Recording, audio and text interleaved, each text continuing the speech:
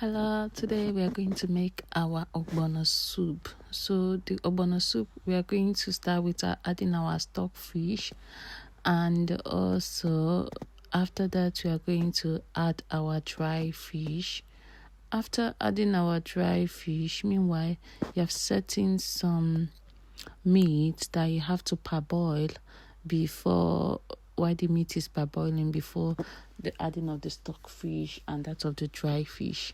But prior to that, you need to add some oil, because you don't want the oil to be on top of the food, so you need to try to add your oil on time.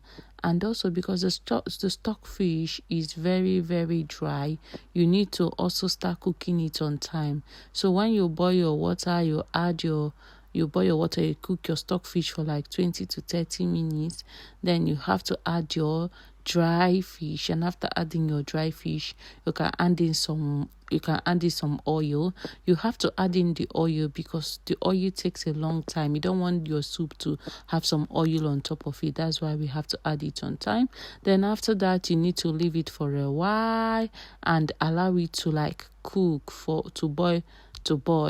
And prior to that, you can see that I also added Ogbonna soup, the Ogbonna leaf. I added the Ogbonna because the Ogbonna is I've had it for a long time and is in the freezer, so it might take some time for it to, spread in the soup. So I need to add it on time so that it will start on time, it will start cooking. After that, the parboiled meat that I've done, I have to start adding it inside the soup. As you're adding it, all the meat, you have to add it. Then you still stir it. Why I'm stirring it so much is because I also want the Ogbonna, because that Ogbonna, I've had it for a long time and it has been in the freezer. I want it to I don't want to be seen like Ogbonna after making the soup.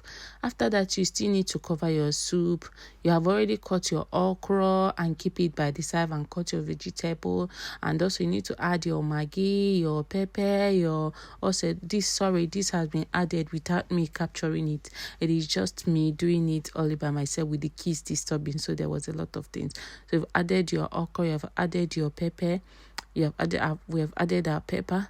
The next thing is for us to cover so that it will cook. You don't want your vegetable, because okra is a vegetable, to cook for a long time, and you also don't want your ugu leaf to cook for a long time. So what you do is that you will have to, once you think that the soup has cooked for a long time, you now have to add your ugu leaf. Now you can see I'm very, very generous with the ugu leaf, because when I went to African shop, I saw ugu leaf, I have to buy. I remember when my dad was alive, my mom would cook and my dad would say there's a lot of ugu in the soup. My dad would say vegetables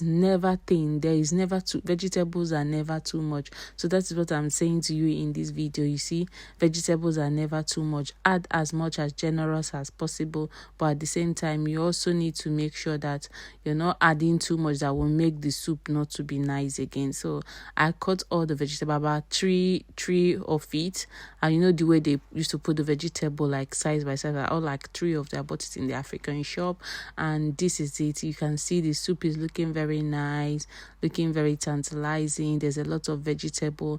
It doesn't look like that kind of soup that you will make that you don't have a lot of vegetables on it. Looking at it, it looks very nice, very delicious, very healthy. So tell me in the comments, drop a like if you want us to be having more of this. If you want to be seeing more of this in my channel, drop a like and comment section. Thank you. Bye.